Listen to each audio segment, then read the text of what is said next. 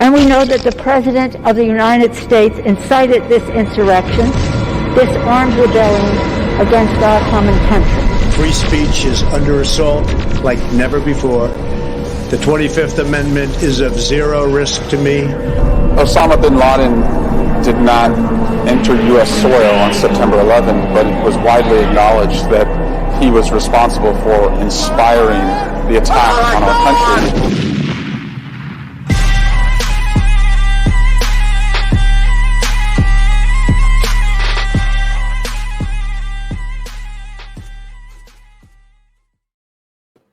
Assalamu alaikum wa rahmatullahi wa barakatuh. Wa alaikum assalam wa rahmatullahi wa barakatuh. What's happening, Habibis? I'm Siraj Hashmi. I'm Jay Kobbe. And we are the Habibi Bros. Welcome to another Habibi Power Hour where we're censored. We're censored beyond belief. And we are censored because we can't stop sharing our views about the biggest news of the day. And that is Ubisoft is going to be creating an open world Star Wars game. And Jay, I just cannot tell you how fucking pissed I am. I'm actually excited for this. Really? It's blowing my mind. Well, yeah, because, EA had the license over Disney for Star Wars for so long. And finally, we're going to be able to see some other people get into it. But you know what I believe is going to happen? What? I think they're just going to skin, what's it called? Assassin's Creed. You're going to have like Obi-Wan climbing up like fucking old ass Greek buildings or some shit and then doing a flip with a lightsaber. Wait, you said EA before. You mean eat ass, right? Of course, eat ass. It's in the game. It's in the game. Oh my God. Habibis, welcome. We got a very special show. Definitely more upbeat tonight because to be honest, it's Jay and I had some time to sort of recharge our batteries. And we're actually getting some help tonight, especially to help us talk about this Star Wars story.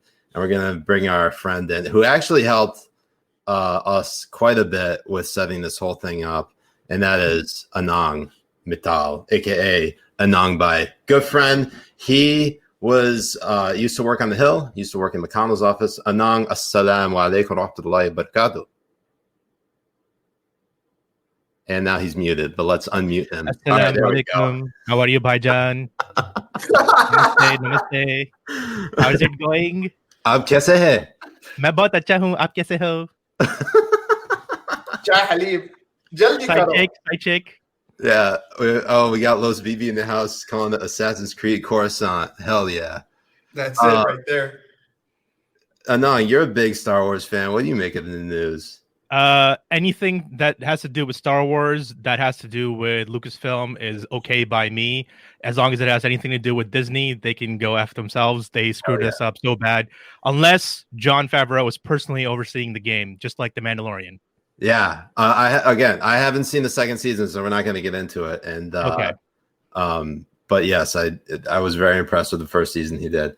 No, but the biggest news of the day is that and I don't have to introduce this at all to anyone who knows. We've seen this happen before, but the big star, this is almost unprecedented. James Harden got traded to the Brooklyn Nets. Oh my God. What the fuck, guys? I mean, can you think of a bigger diva in sports right now? I can't. I really can't. I can't believe that. Well, it goes to show that Texas doesn't like black people. So their star black player. You know it. I mean, out of all things Houston's been trying to do to diverse itself, they kick the black person out. Oh my God. God, you're such an idiot. I love it.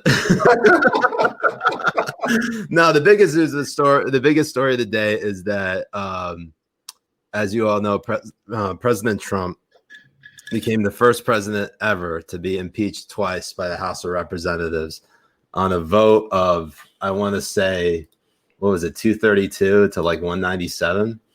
2 scoops, 2 impeachments. Yeah. Yeah. I'm sorry. Say that again. 2 scoops, 2 impeachments. Oh, hell yeah. That's so perfect. And if there's anyone who knows about the peach, is Jay. I mean, eat more Eat more peach, right? He gets impeached twice. Mario must be devastated. To return to Star Wars for a second, Jay, do you think Boba Fett ate his way out of the Sarlacc? Because that is a giant ass, right? The That Sarlacc is a pit. giant. Yeah. He eats and shits from the same place, so Yeah. it wouldn't. That's why Boba Fett It was took my him so guy. long. Yeah, it took him like 20, 30 years to eat his way out. Amazing. That's exactly what happened. This is fucking wild. Carlos says, "Is it a coincidence that a player named Wall was sent to Texas?" This is what I said when the trade happened. When John Wall from the Washington Wizards went to Houston, I said, "Finally, Texas gets its Wall." Anyways, we got 69 viewers watching the show. Nice. No one stayed, no one leave. If anyone does join, Kick him out. leave. you gotta volunteer yourself to contribute. Okay, so here's the thing. Back to this Trump impeachment story. We all knew it was going to happen. The Democrats have been talking about it for the last week.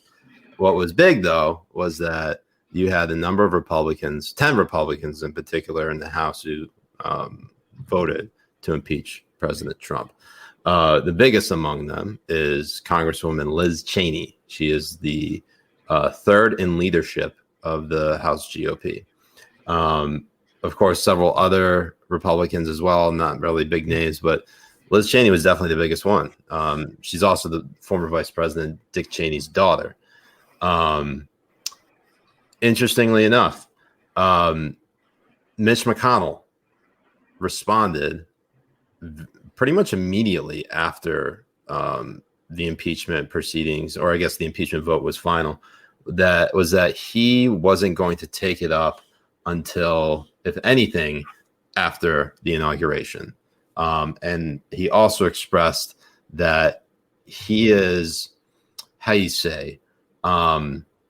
is on the fence about convicting President Trump. Now, I just want to, before I ask the question, like what should happen, like what's going to happen,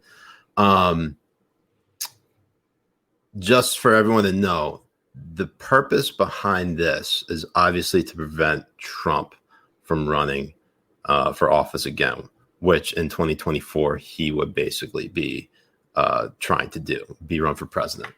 But my question to both of you first is, do you think Congress will be successful in removing Trump from eligibility for office in the future, seeing as how he only has days remaining in his presidency? As of this recording, he will not be president in a week.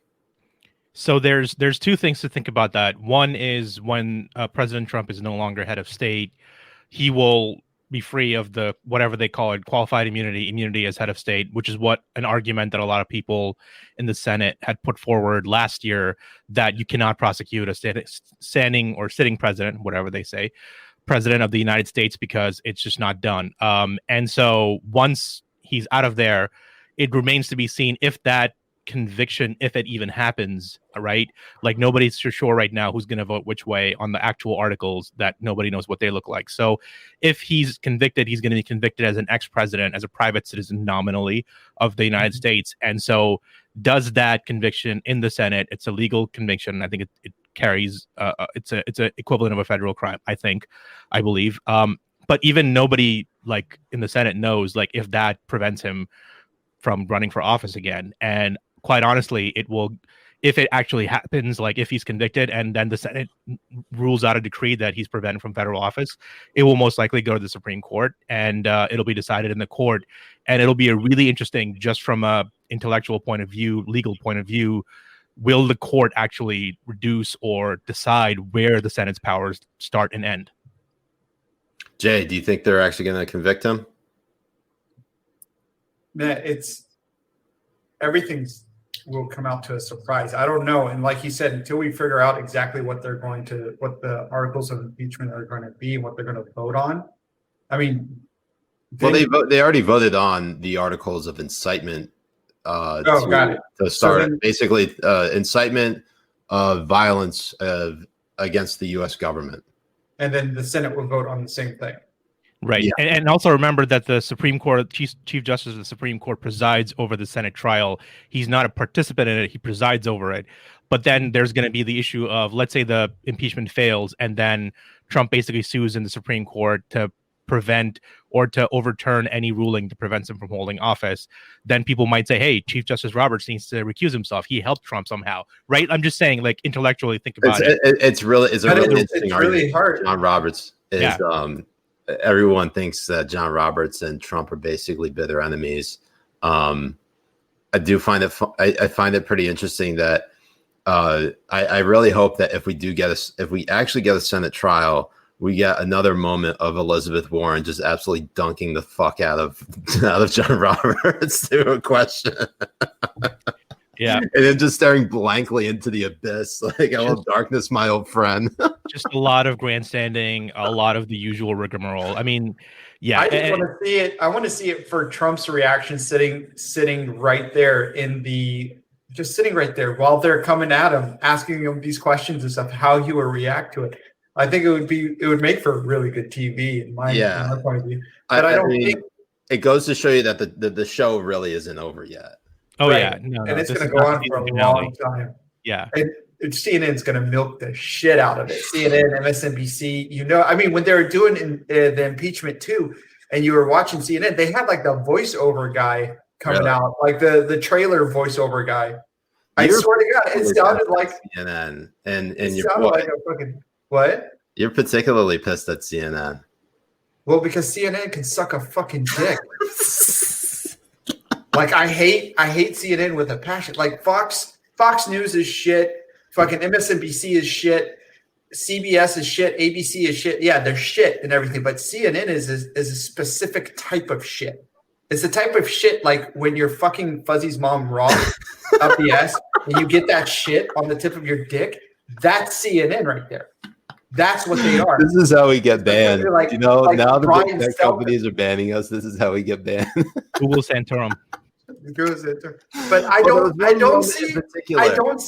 don't see him getting convicted over something like incitement as a private citizen. And to clear up one more point, which was that there's a lot of anger at Mitch McConnell for not immediately bringing the Senate back. And again, I'm speaking from my personal perspective as somebody who worked for him and worked in the Senate.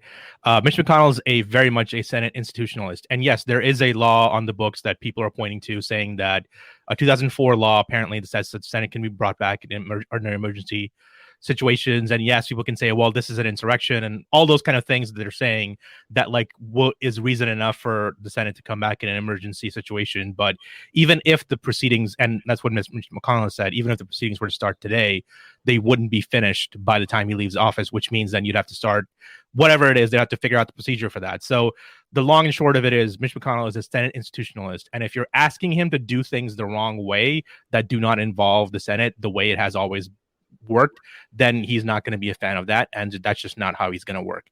That's the one thing that you can always count on Mitch McConnell to do.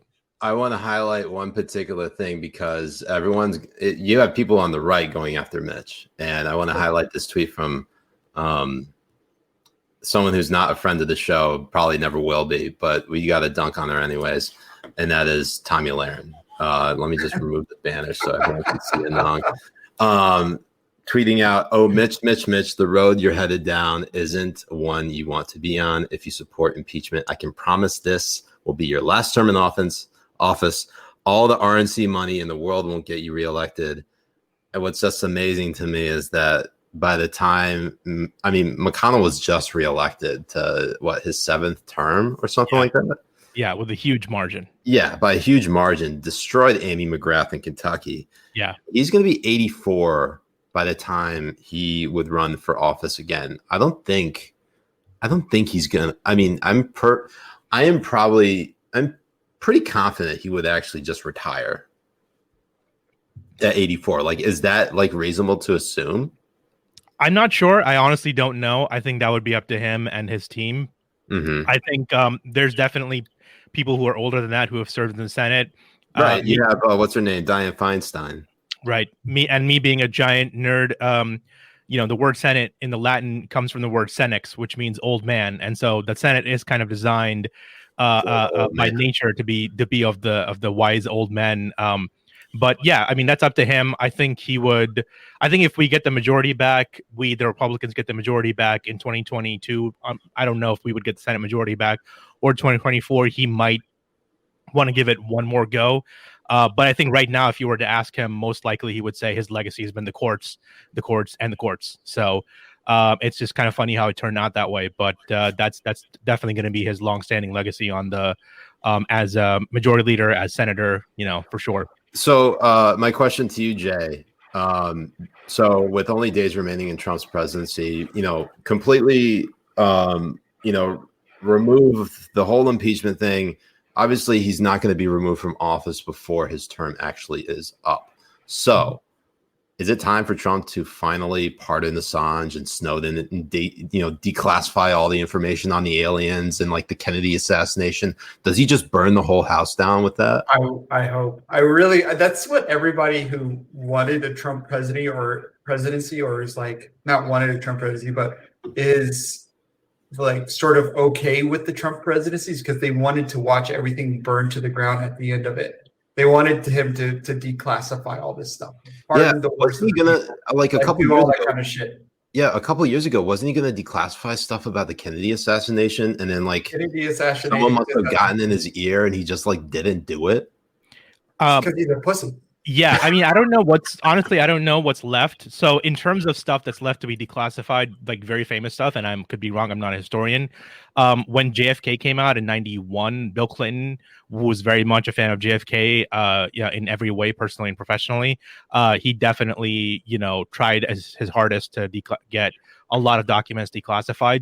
And I think if you talk to JFK scholars, what's left at the most now are probably some level of classified, investigations into CIA level stuff or the Cubans, what they say, but there's most likely there's nothing there. And again, I'm just saying from the sense of a lot of the important stuff has already over the last 20-30 years been declassified when it comes to JFK.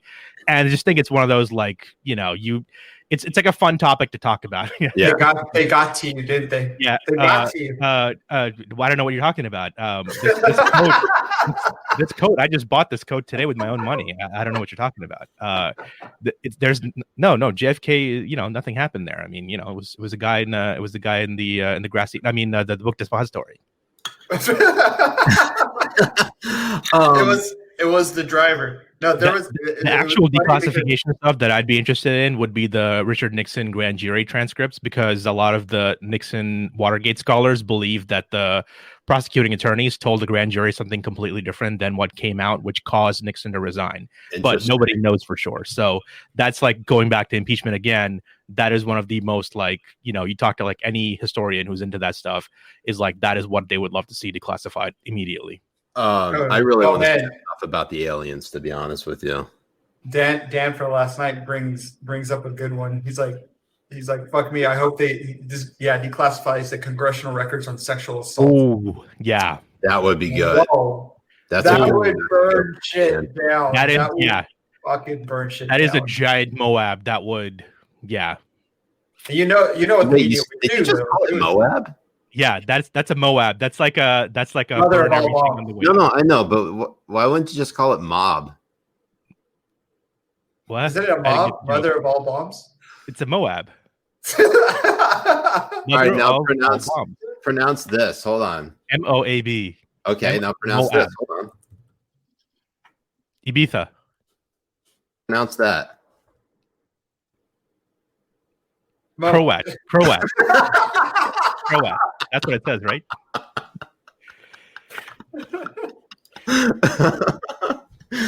All right, so absolutely perfect. You can't trick me. I know all the answers. You're very good. You're very, very good. Who wants to be a millionaire? I'm really not. So good. You sound exactly like my English teacher back in the UAE. Yeah, well, Jay, I'm gonna give you a problem. Don't make trouble in the class. That's exactly it. Holy shit. Oh man, chat's currently thirsting over Dan Crenshaw. Ugh, gross. Real quick. So, given that 10 Republicans have come out in support of or have actually voted to impeach Trump, does this really ruin their careers? I mean, are we looking at the end of the GOP here? No, I mean there was at the end. I was part of GOP politics as a sort of a Tea Party guy back in 2012 when Romney lost and everybody was disappointed, and there was a lot of soul searching. What do we need to do? What do we not need to do? And even before that, I was sort of aware of politics in 2008 when I was sort of a libertarian at the time. So I feel like Republicans go every party that loses, right? We've lost the House, we've lost the Senate, we've lost the presidency. Every party needs to go through this. We're going through this in a really, really awkward and odd way. It's not the House talking internally. It's not like a family talking to each other. We're having to fight out in the open. Yeah. But I think ultimately we've made a lot of, judging by the president's, the margins, so to speak, weren't that bad, right? It wasn't a gigantic landslide that like vaulted Joe Biden into office, or even the vote margins for Ossoff and Senator Warnock were not that big. So I think what needs to be understood, and you sort of have to keep a level head about it, is that whatever fight we have, we need to have it. And then once it's over, we're still probably going to be in a stronger position than ever to take back the House and then sort of make the gains, regain everything that we lost, this year. Jay, do you think that the Republicans have basically turned into the resistance? It's a huge flip from what you saw in 2016 and today. Like the whole thing is a complete flip. It's crazy. It's amazing because the Dems, I think, what was it? 9 Dems voted not to solidify the 2016 election in the House. Was it 6 or 9? I forget the number. 69. 69. Yeah. Nice. It was one or the other, but you didn't see any of this like, oh my God, they're degrading democracy and all this kind of stuff narrative that you're hearing. Yeah.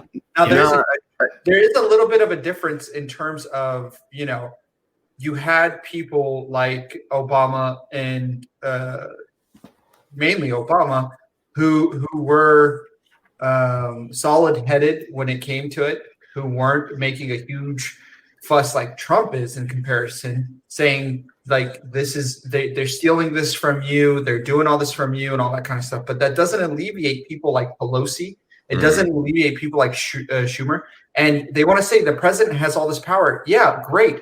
Why are you diminishing the power that people like Schumer have or Pelosi have as well? Are you saying that they hold no power whatsoever compared to somebody like the president? That they have they are watched from the shit that they did throughout the 4 years, pushing more riots, saying that you need to go out and harass Republicans when they go eat at restaurants, saying that the whole election was stolen by Russia. Like this rhetoric is now just flipped over to the Republican side. The worst part of it, though, every party that loses is done for forever, and every party that wins thinks that it's going to be, ascendant forever. Yeah. And what we've seen over the last almost 20 years, since pretty much, even before when George Bush sort of won that very contentious, Florida election and became president, for the last 20 plus years, what we've seen is a seesawing back and forth. And if you really wanted to think about it in that way, the American people do not trust any single party with power. You can call it the bias of the media, you can call it whatever you want to call it, but we've seen a lot of seesawing over the years, every 8 years, every 10 years. So It's just something that people sort of need to get. Maybe we're in a transitional period, but we do need to keep a level head. It can't be every year, every time we lose that, oh my God, it's all over. The socialists have won. Voldemort is in the all that crap. I get it. I understand the concerns, but we need to keep fighting the good fight, whatever side you are on. So one thing that's always been interesting to me is how, sort of in that like immediate aftermath after an election, there's always like the call for unity. And people are being like, will somebody please think about the unity? You got what's her name? The Simpsons. I love that planet. The wife of Reverend Lovejoy. I'm trying to remember her name. Helen Lovejoy. Please think about the children. Somebody please think about the unity. You got fucking Marco Rubio over here calling on the president-elect Joe Biden to pass $2,000 stimulus checks as a unity appeal. And like you have all this fucking chaos here. and we've completely like missed the boat on $2,000 stimulus checks or basically any more COVID relief. It's just like, here you go, $600, go fuck yourself. Like that's kind of where we're at. And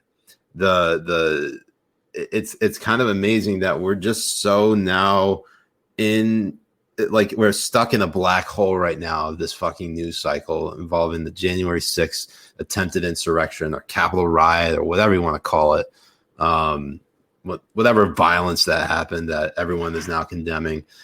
It's just amazing kind of how we forgot about all that shit. And that we have the worst attention span as a country. We can't focus on the real issues. We got to be focused on literally just one thing and one thing only. And while it is important, obviously, to find and prosecute everyone who is waging violence against the U.S. Capitol Police or breaking and entering into federal property or beating the shit out of cops or leaving pipe bombs in the U.S. Capitol or the DNC or RNC, there are still a lot of other issues that we got to focus on. And I think right now, I mean, kind of switching gears to COVID a little bit, because obviously all these vaccinations are the rollout has just been so botched. I mean, like, where did Nan go? We lost them. Oh no, I'm right here, Habibi. Sorry, I was just shifting my my camera a little bit. I apologize. Okay. Yeah, it's okay. Yeah, no, I mean, they took Jay, you out like they did me last time. Jay, oh, they got me. I've been replaced by a reptilian. Hell yeah. Sorry, I didn't mean to say that. The lizard people got to him. The crab people got to him. Jay. Is that Mandel? No, I'm just playing.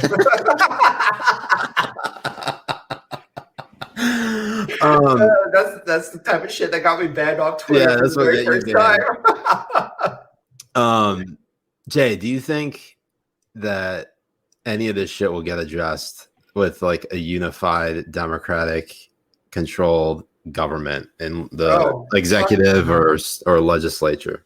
Fuck no. They're already making it worse as much as possible. I mean, the first thing they did afterwards was call Capitol Police fucking racist. They were calling the Capitol Police the people racist, and it was just fucking. It's just mind-boggling to me because they don't want to address the issues or try to unify people or get people onto their side. They're just like, you're a white supremacist Nazi. We don't want to be a part of you. We don't even want to talk to you. We don't even want to address why you're mad or anything. You are a white supremacist racist. While a BLM rioter would go and burn down somebody's fucking business that they had for 20 years and be like, you know what? We understand your pain. Go burn that shit down. That's empowerment. It's just they're not equipped for it. People like I mean, they're two completely different things. People like Pelosi, Schumer. They're not going to be. Look, I understand, Jay. I understand you, and I'm going to push. I'm going to push back a little on that, because the Antifa and BLM riots that happened over the summer, while they are absolutely reprehensible and should be condemned, isn't exactly storming the fucking Capitol building and calling for the overturning of the election, or basically trying to hang Mike Pence, go after Nancy Pelosi, and even if they were really disorganized, the intent was there. And I mean, they did kill a police officer, and I don't know if it was through throwing a fire extinguisher at him. There was video of them apparently beating him, like dragging it. I don't know if that was Brian Sicknick, but it was definitely a police officer that they were beating up outside with with fucking flagpoles too. I mean, it is one thing, obviously, to burn down like businesses and the city. It is almost like a completely different level of intensity to storm the U.S. Capitol building in the middle of them certifying the results of the Electoral College, attempting to overturn it. I mean, that's fucking insane. It is insane. Next, like Antifa could only dream of causing that type of chaos. Well, I mean, they have caused that type of chaos multiple times over at the White House itself as well. They never got into the White House. They never got into the White House, yes, but they've injured people on the way to the White House.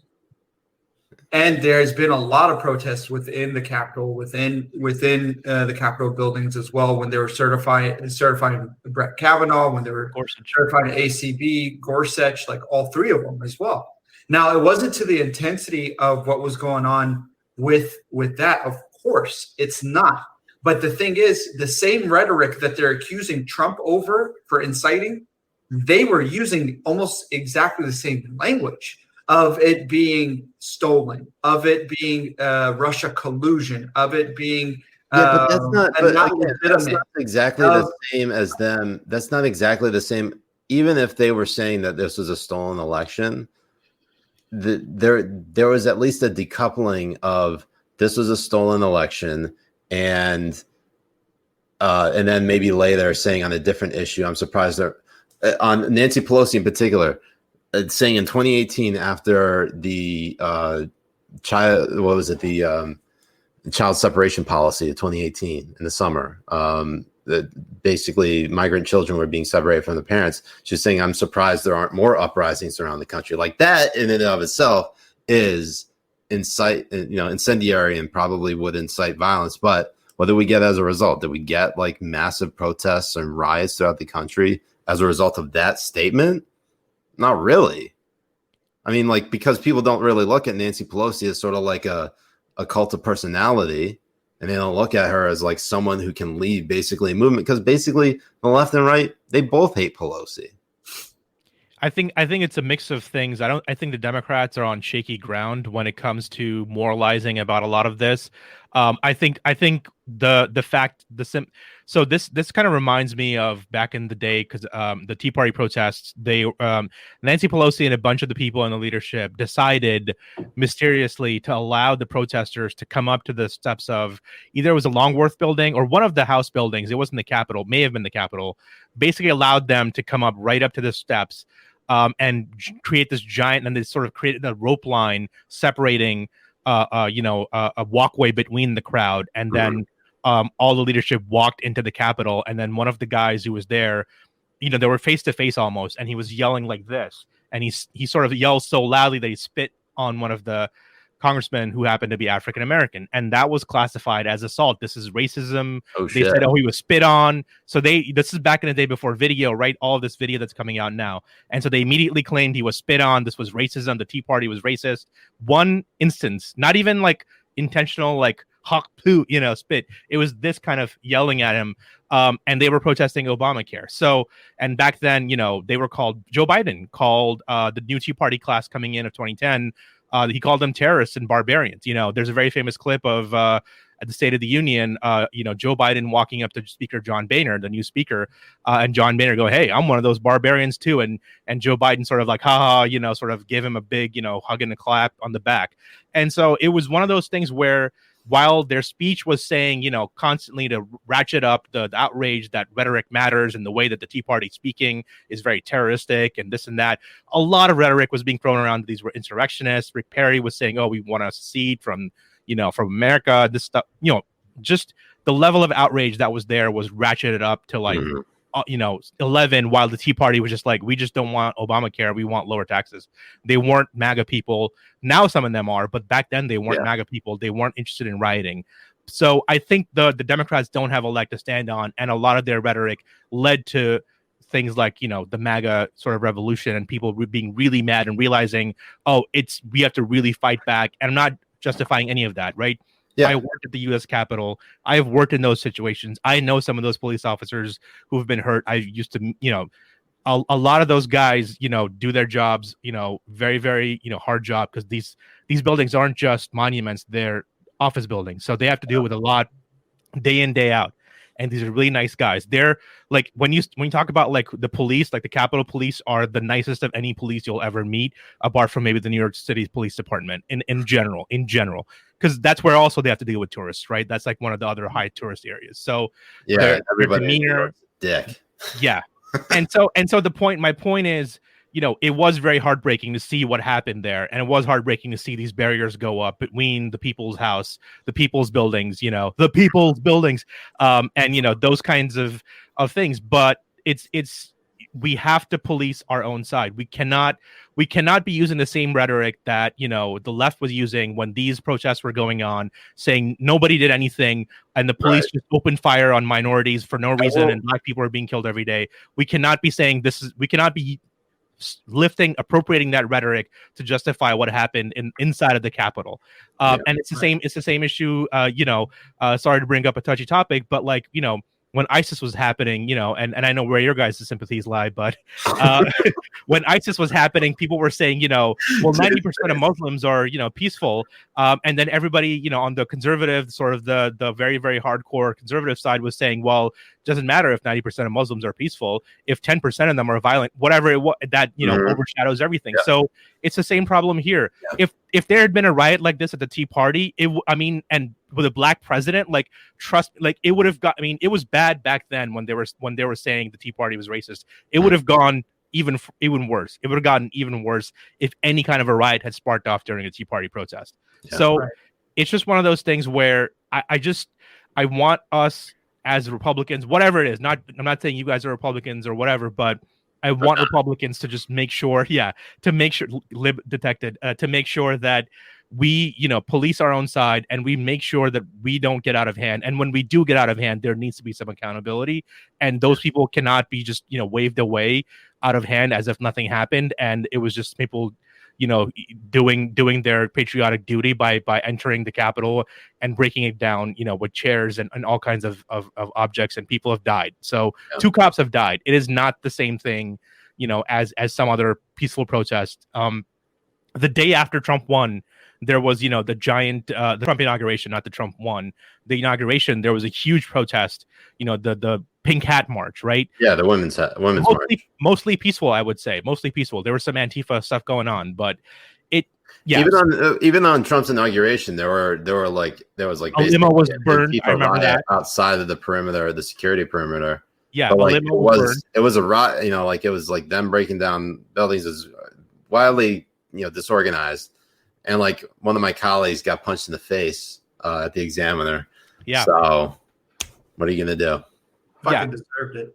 And having and I just want to say, like, having come from India, and I know my Indian brothers and sisters are going to get mad, but like, and because a lot of Indians were saying, well, we don't do this kind of stuff during a transition of government. And I'm like, yeah, because it happens every other time before the transition of government.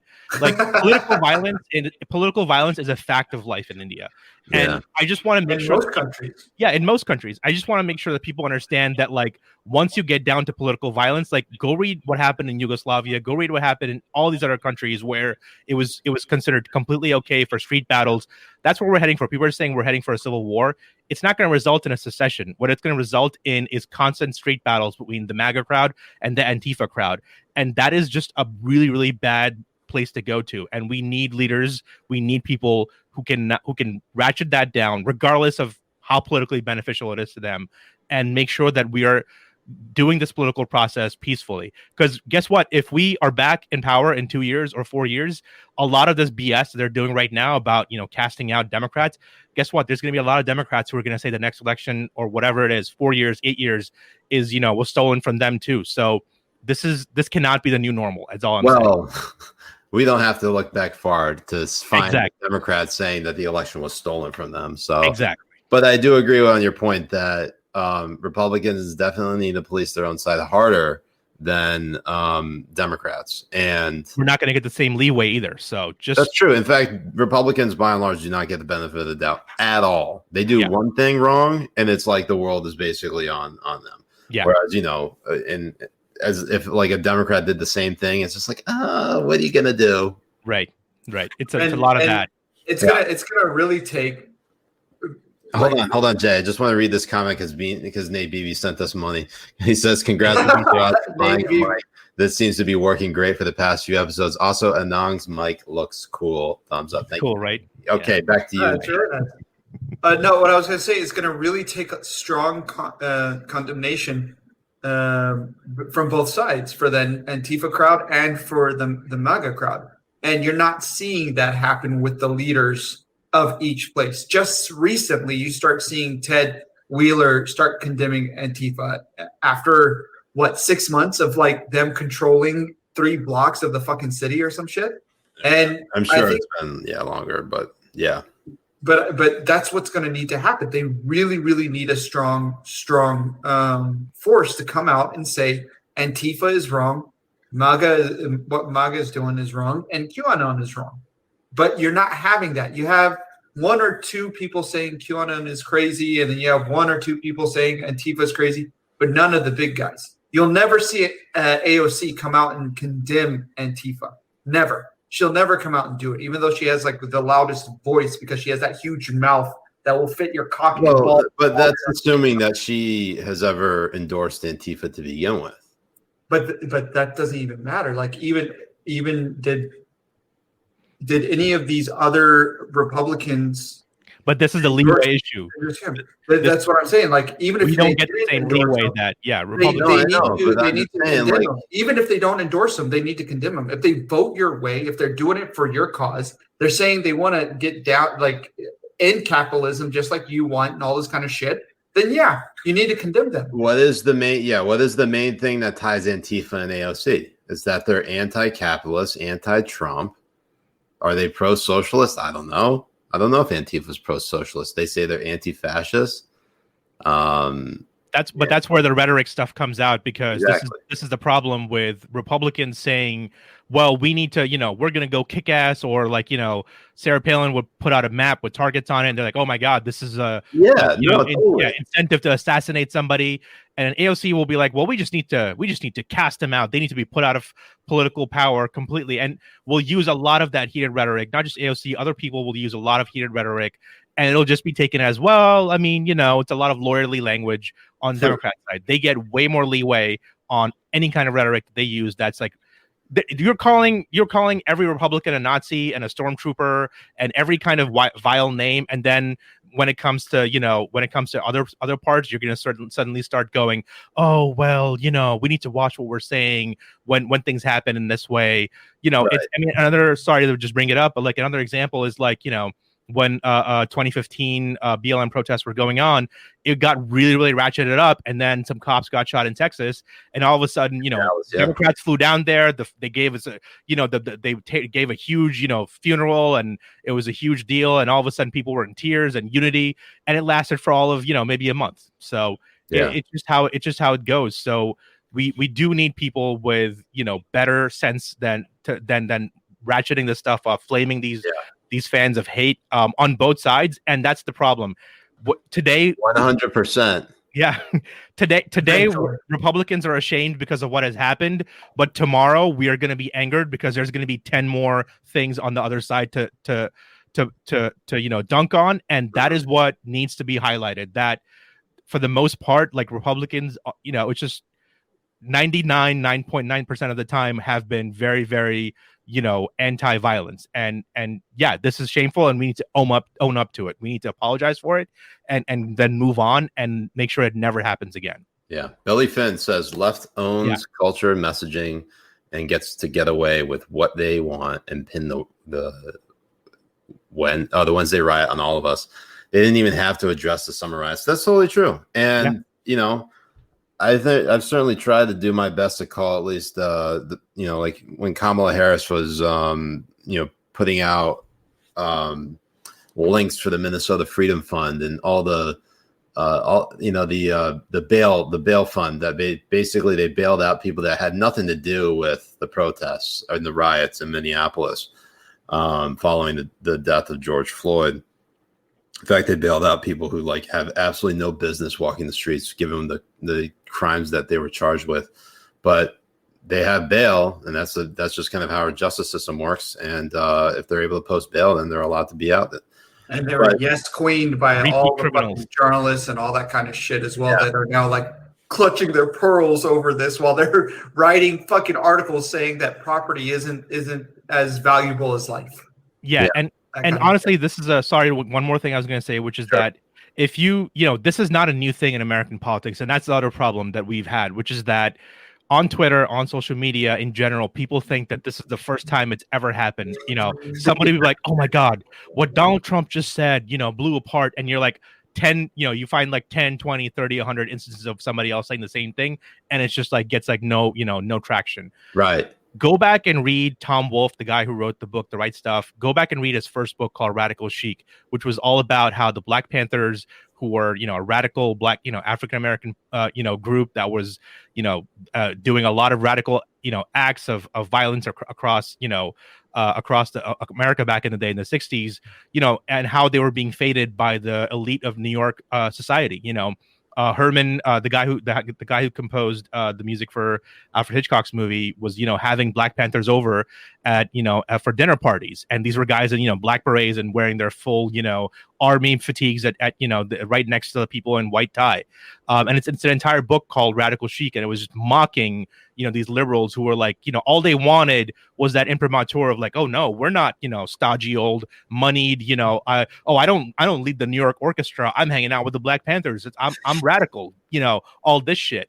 And so this is something that has always been a part of American society since post-World War II, probably even before that. We had anarchists and socialists blowing up federal buildings back in the 1900s, 100 years ago. Yeah. So this is not new.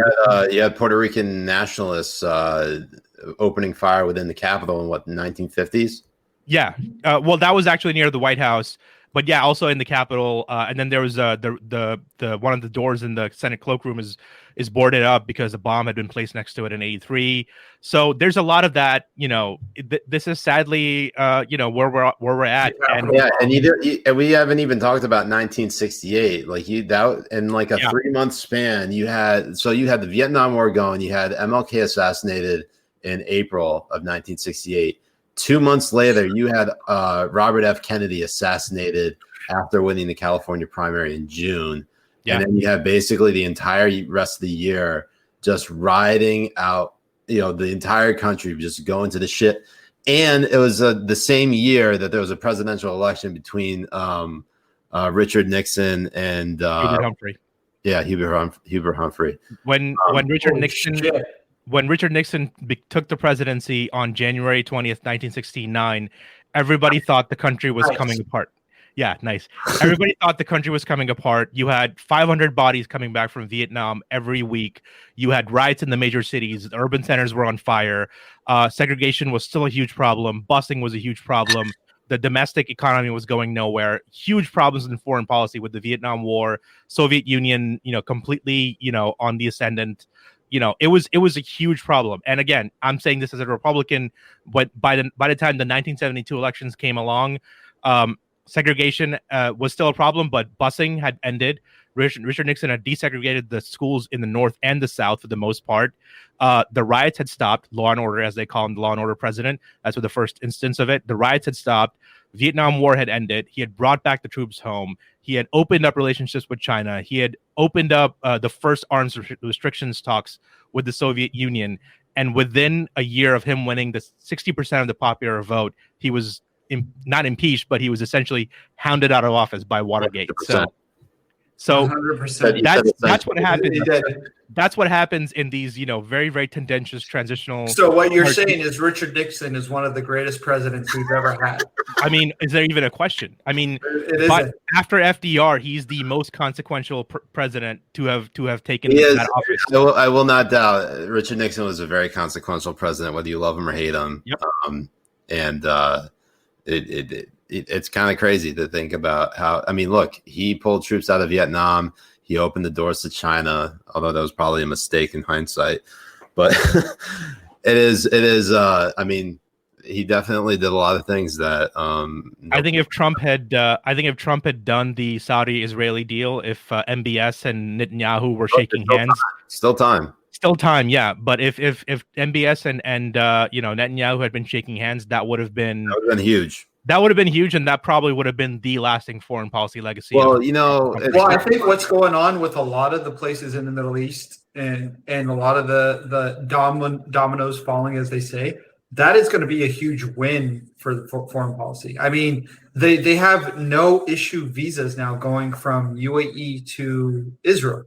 That's fucking insane to me. That's insane. Yeah. Like, you can't even be Lebanese and go into fucking the UAE, but now you can be a Jew from Israel and go into the UAE without a fucking visa. Like, it's so mind blowing to me. Yeah. It really, really is. And all I want to say is, every time Anong says, we should drink. You trying to kill us? So should I drink the? Oh wait, Sarge, go with the super chat. I was just gonna say, Robert Jeffers, thank you so much, Robert. Violence at the Capitol is abhorrent, even if not new. But I don't want to live in a country where riot cops front every protest. Freedom comes with risks. This is very true. Yeah. So should we drink the 100%? Yeah. What are you guys drinking tonight?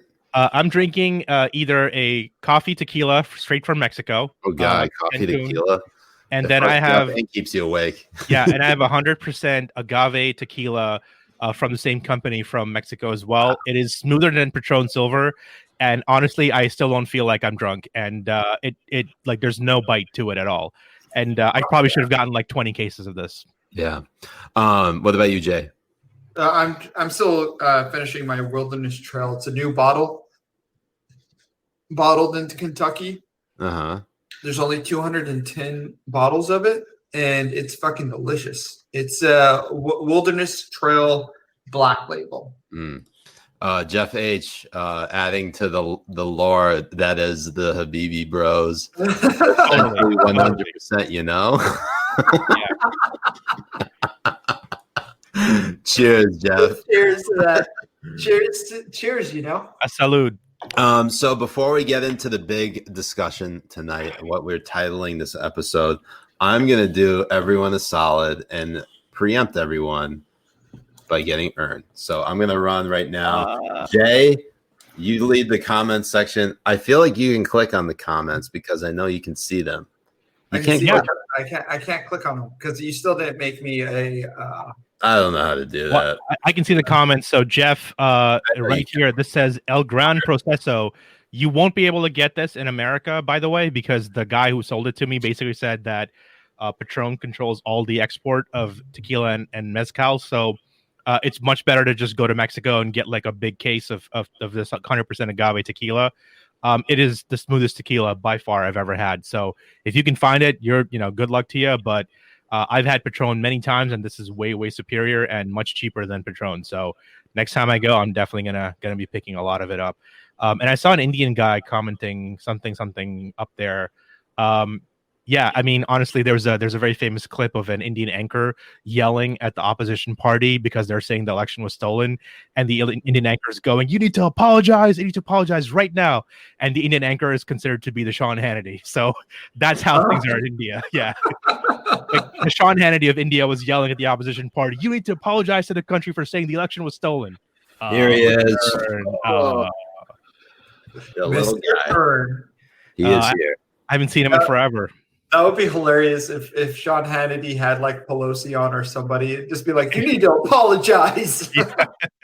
Yeah, Indian anchors do not give any shits about how they run their stuff. So real quick, just so everyone knows, Anang has actually met Ernie. Jay has not. You son of a bitch. Ernie. I came all the way to DC and shit, and I didn't even meet Yeah, him. You begged me to bring Ernie with me, and I was like, he's not good at parties. I've held the chungus in my hands. And honestly, I got so drunk that night that instead of the ice cream, I probably would have been licking Ern. Well, what's so great is that you got to meet Jack, Caleb's dog. Yeah.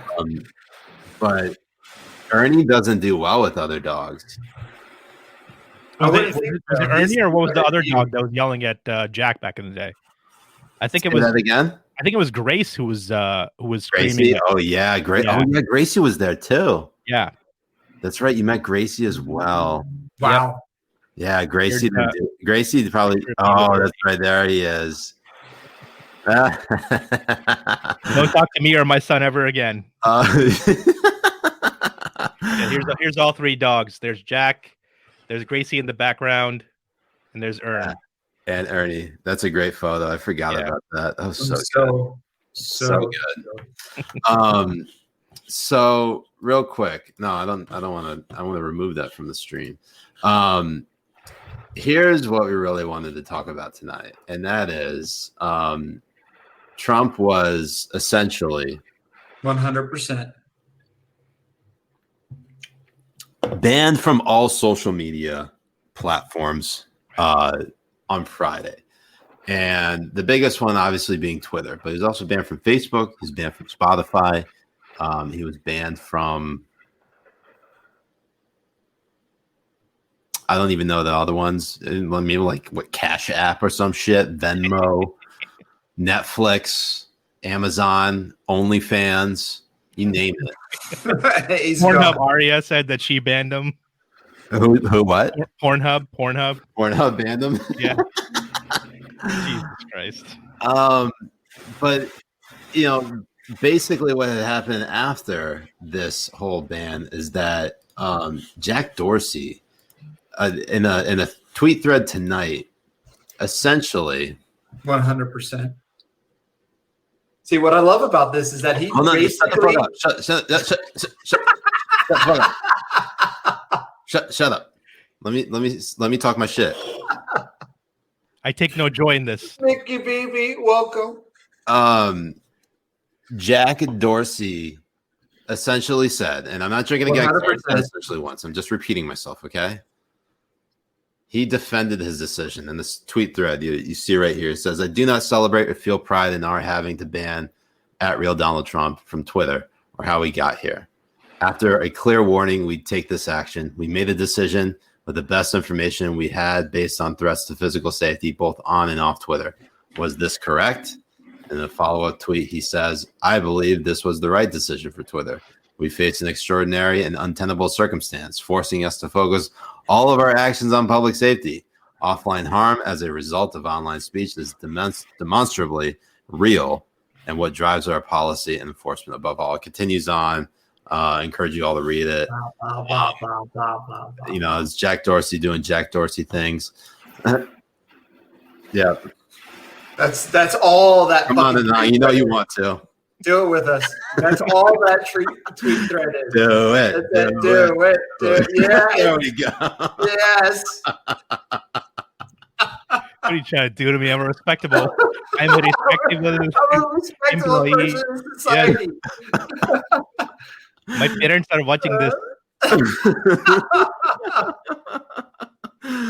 I'm an engineer, goddammit.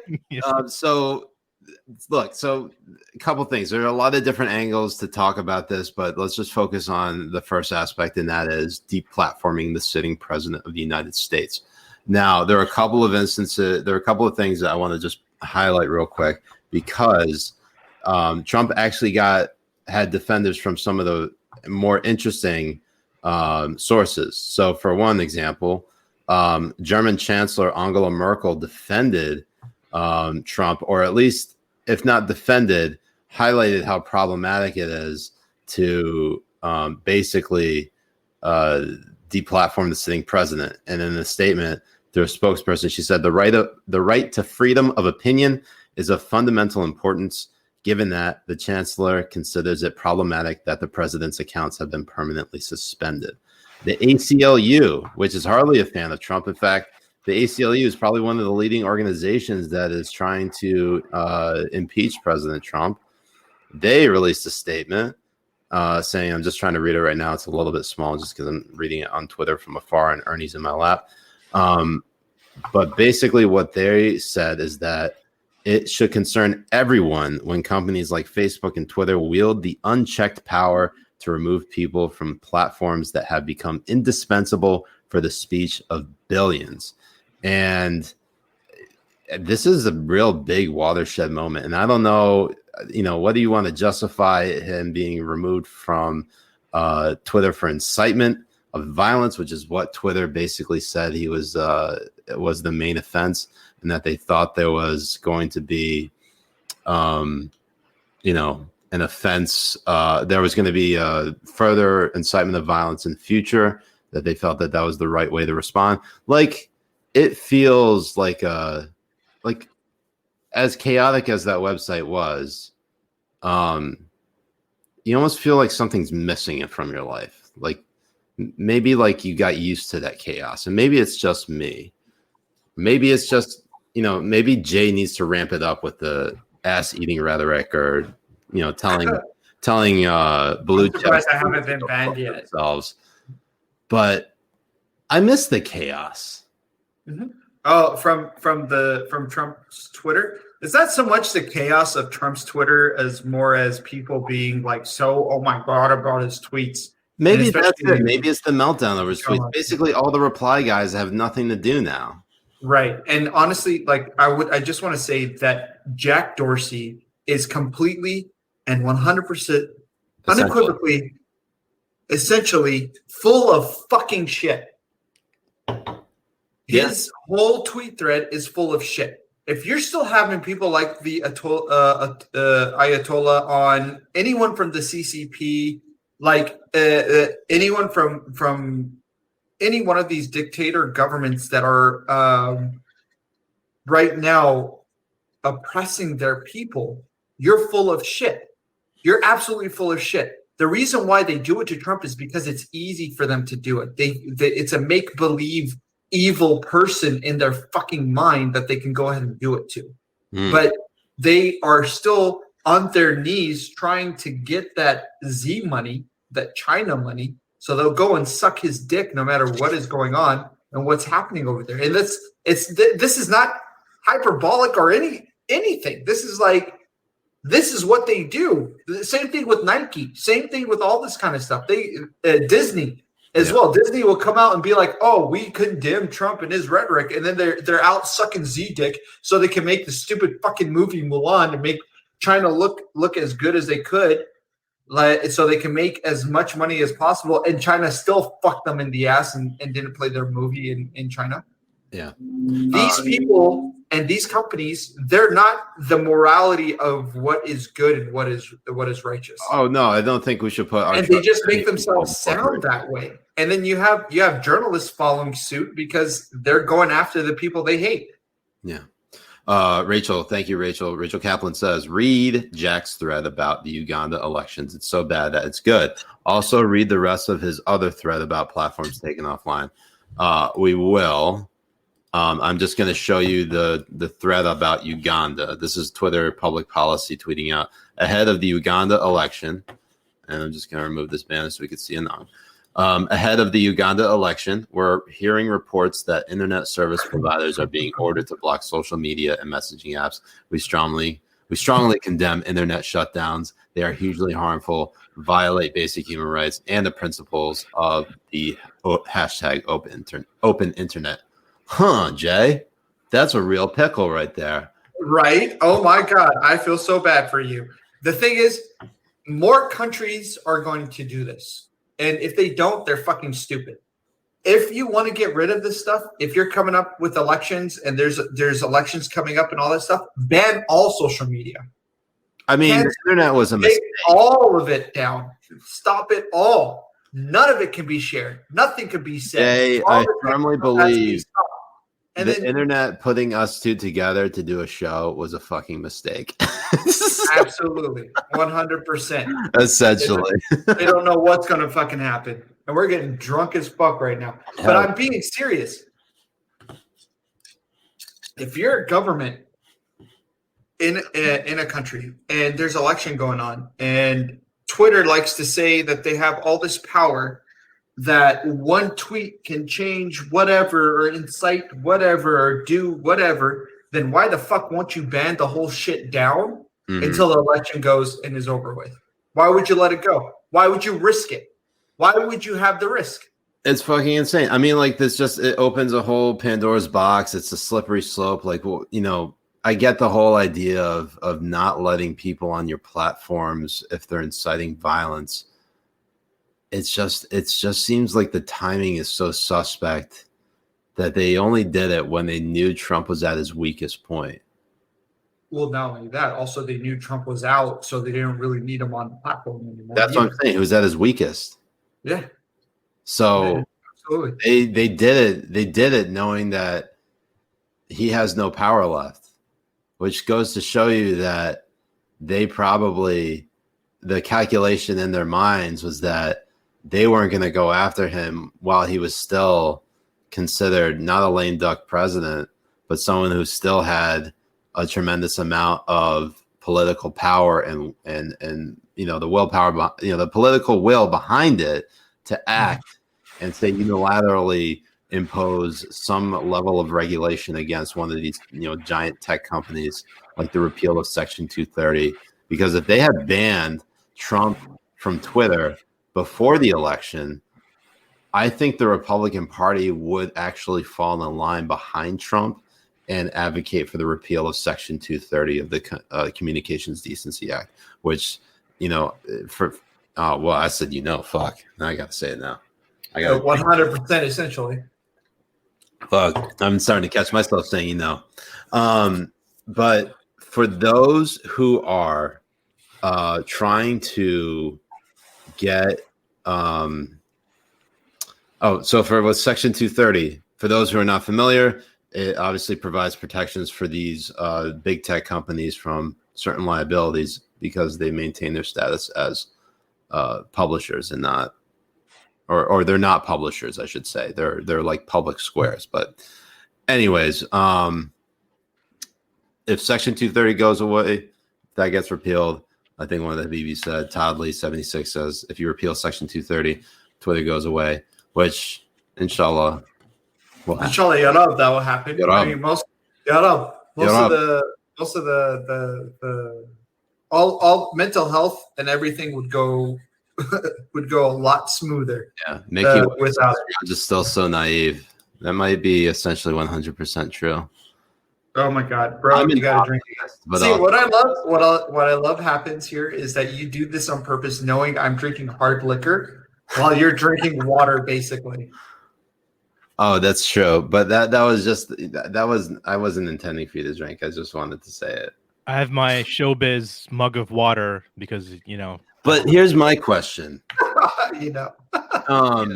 My question is: do you guys think that conservatives are being censored, or is it just?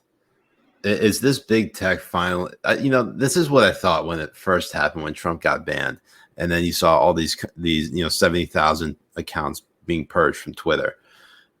I just got episode 3, Revenge of the Sith, Order 66 vibes. That this is just like the purge of the entire right half of the internet, not the entire right half, but like most of it. And I'm not saying that the right is the Jedi Order, but it definitely had those vibes of just like, it's done. We're going to act unilaterally, get these motherfuckers out of here. And it just happened. And no one could say shit to them, because as soon as they did, it said go to Parler. But, then you had Apple and Google basically say to Parler, and Amazon as well, you have 24 hours to, get your shit together to start moderating content or pulling the plug. We're not going to let the app be downloaded from our app stores. And we're going to basically pull the plug on all your servers. And that happened. Apple did it. Google did it. Amazon did it. Parler is now suing Amazon. I don't know what's going on with Google Store or Apple, but it's just the conservative censorship narrative isn't going away anytime soon, Jay. It's just, look, you've been banned from Twitter what, over a dozen times? 12 times, 12 different times. That's insane. Mace Windu, he tried to kill me. Not nice. Not nice. And Master Yoda, what's he doing with all those young kids? What's going on over there? I don't know. You have to ask Master Yoda, but look, and I can understand that a lot of these accounts were QAnon conspiracy theory accounts. And look, there are a lot of Habibis weren't banned.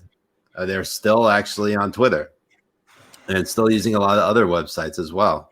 But it just, feels like they're right there breathing down your neck. Is it not, Jay? No, it does. And I honestly feel like every time I sign into my account, it's going to say that I'm banned. You text me.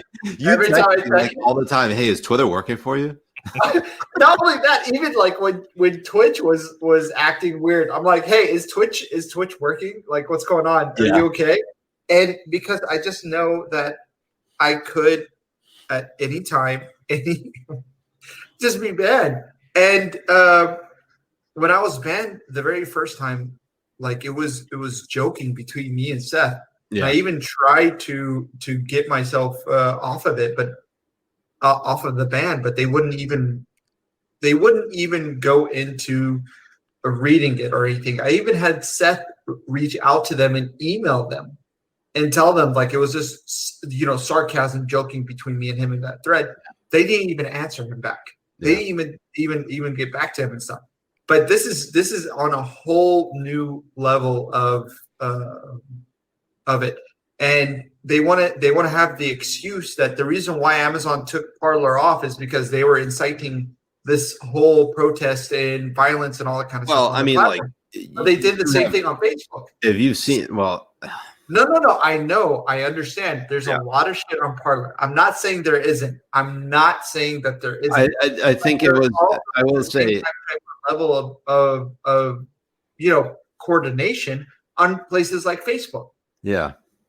I mean, like, there is something to be said about like free speech on these platforms. It's not a First Amendment issue. It is a free speech issue because there are plenty of platforms that will impose their politics onto the standards and the terms of service of that particular platform, whether you agree with it or not. And Parler, just like Parler is like the fucking Wild West. It is what Twitter was back in like 2011. Yes.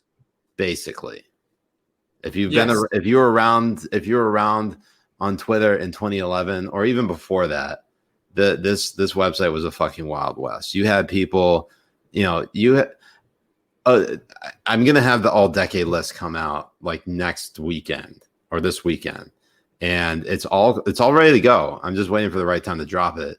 But 2011 was the fucking craziest year because you had people posting all sorts of shit. And it didn't. I don't think it was until maybe 2013 where people were like, "Hey, maybe this is actually a problem. We maybe should stop posting like every single thought that comes to mind, whether it's inappropriate, whether it's racist, whether it's sexist, whether it's like xenophobic. Maybe we should just stop doing that because everyone is getting in trouble for it." Like, actually, it was kind of funny. I was actually really glad that I didn't join Twitter until 2013 because I felt like everybody left and right, I heard stories of them getting fired because of something they posted on Twitter. Right. just goes to show you, like, 2021 Twitter is like, it's obviously very, their wings are clipped. And they're still, but it's still a hell site. It's still crazy. It's still a little crazy, and on certain things that you can be tweeting, like how I would tweet out that I DM Tulsi that I want to eat her ass. and they'll still allow some shit like that up. But I still think like what they did with Trump, it opens a whole can of everything, because if you want to say that that's inciting of violence, then every politician needs to be put under the same scrutiny. And we know 100% for a fact that that's not going to happen. Essentially, that's not going to happen. Sorry, no, you got a drink. Yeah, sorry about that. I was gonna say every time Jay tries to log into Twitter, he goes Alhamdulillah, and when he gets in, he goes Yallah, like runs around in circles. I was. Bismillah. And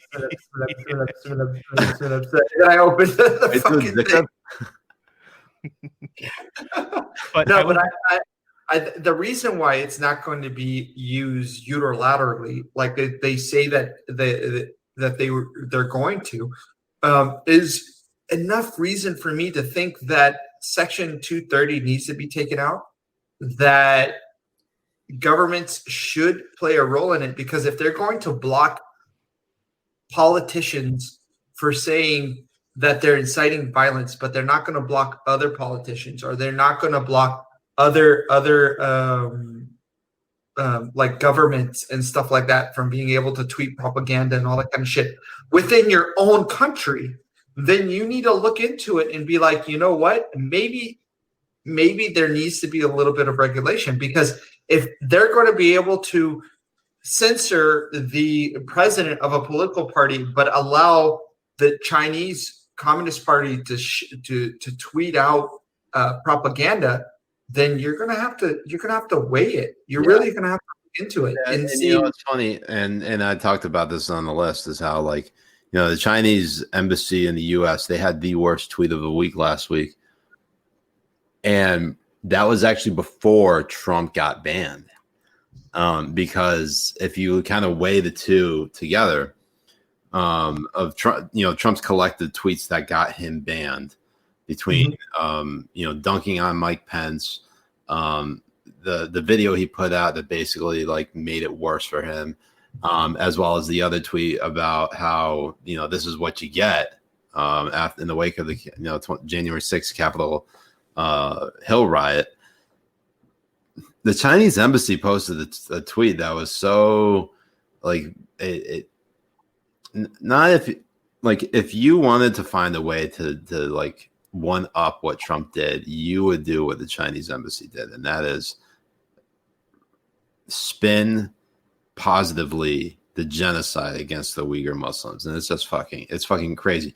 And when Twitter was questioned about it, they basically said that it didn't violate their terms of service, but then they took it at the very beginning of it permanently.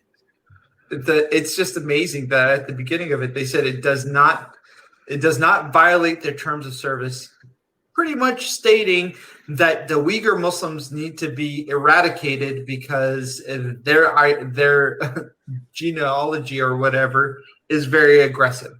It's like, it's so fucking hilarious. Shit. Yeah. It's just so funny because they're just, everything that's wrong, like that they said that Trump is, that they accuse Trump of, and all this kind of stuff, they just allow on their platform. Yeah. Just as long as it's under the right type of political. But here's the thing I really worry about, guys, and this is something, you know, Anang, you're welcome to jump in on this. Yeah. I worry about what China's going to do under a Biden administration, because whether you love or hate Trump, and most people hated him, but even then, there were still some redeeming qualities that he had. And the one redeeming quality he had, in my view, is that he was actually one of the first people to push back against the Chinese Communist Party and call them out for all their bullshit. And while there were times in which he had slip-ups and he was like praising Xi Jinping, which, you know, fucking enraged me, to his credit, he was one of the only presidents in my lifetime who actually called out the Chinese Communist Party. And he deserves that credit. Joe Biden, on the other hand, I'm worried in the sense that, you know, regardless of whether he's trying to focus on domestic policy versus foreign, you know, what China is capable of, and they are our number one geopolitical adversary. And they are basically looking to dominate the world. They are looking to supplant the United States as the number one country in the world. And they're not engaging us in war, like physically or military. They're engaging in economic warfare.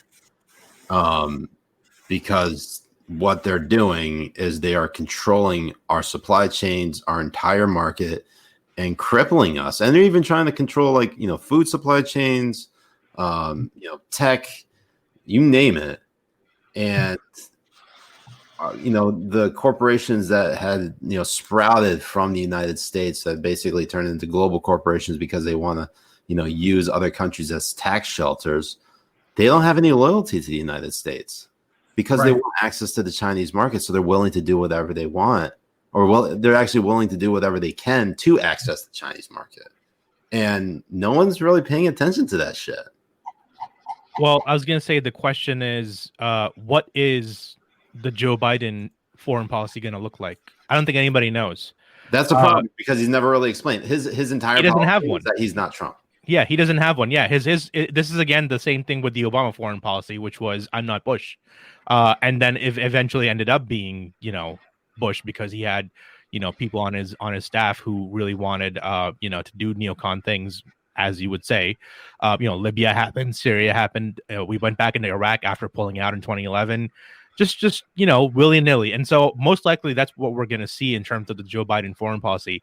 And there's going to be a lot of thoughts about, well, this Secretary of State, this person, that person has this, Samantha Powers coming back. It's like, okay, I guess this is like her, encore, some way of redemption that she's going to find after, like, basically writing the book on how genocide should be dealt with and then doing nothing under her boss. So what you have to look for, I think, is now the Democrats have spent the last 4 years beating up Russia as the biggest enemy that's ever happened. They hacked the 2016 election somehow by using special Russian magic, computers. Okay, cool, to find. Let's give you that, and then what is the Joe Biden policy going to be on Russia? And then you have to calibrate that policy with what is the Joe Biden policy going to be on China? Are they going to treat Russia differently than they are going to treat China differently? Because both are some level of geopolitical foe. And in fact, China right now is a bigger problem in terms of economics, in terms of naval supremacy in the Pacific, than Russia is. Russia's GDP, Belgium has a better GDP than Russia. So right. Russia has an outsized influence because of what it used to be, but in many ways it's the sick man of the UN and of that part of the world. And so Putin's also not going to have a lot longer, in his term. We don't know how long he's going to stay in power. So the bigger issue is, how do we treat China, and is it going to be any different than how we treat Russia? Now, President Trump just sent not troops, but basically ratcheted up recognition of Taiwan, not overt recognition, what you would call covert recognition, or some level of mid-level of that, where you send, a mid-level guy to land on Taiwanese soil in a public way, which means that, we're indicating that we're pro-Taiwan, and not pro-China. And so there's going to be a lot of that kind of stuff going on, and that's going to have to be figured out. How do we offset the Chinese issue with the global issue, with the economics with COVID. The other thing I wanted to say was, I am from India, so it's kind of weird because through Twitter and through social media, I have sort of made some contacts in India. And so in terms of this overall social media First Amendment conversation, I think what's interesting is how people who are not from America, who are not steeped in the culture of the First Amendment, and the First Amendment is also a culture. It's not just a amendment, rule of law kind of a thing. We do have freedom of speech here, so that's a thing. That's definitely not a thing elsewhere. Where if you go to Turkey and you say something bad about Erdogan, you'll get your ass kicked. Right. So that's something that, in other countries, like, even in European countries like Poland and Hungary, they're now starting to create laws against, that regulate social media. And so what I'm hearing from people in India, and I'm not saying these are like powerful people, but these are certainly influential people, and they're saying it on Twitter as well. They don't think about social media in the same way that we do, right? China has the Great Firewall of China. They have Weibo. They have all their native apps, and they run everything through there. And it's impossible to get through. There's no, whatever they do over there, they do over there. We don't hear about it. We hear about it from like second, third, fourth hand sources. What I'm hearing from a lot of people in places like India and other places similar that have, what you would call Western oriented cultures is, and especially from India, is last year there was a conflict with China and India. And so the Indian government decided that they were going to ban TikTok. Then they banned Zoom. Then they banned PUBG, because it was Chinese owned. They banned like 15 Chinese apps and games and things like that completely. And within a month, somebody created an app on mobile called Fauji.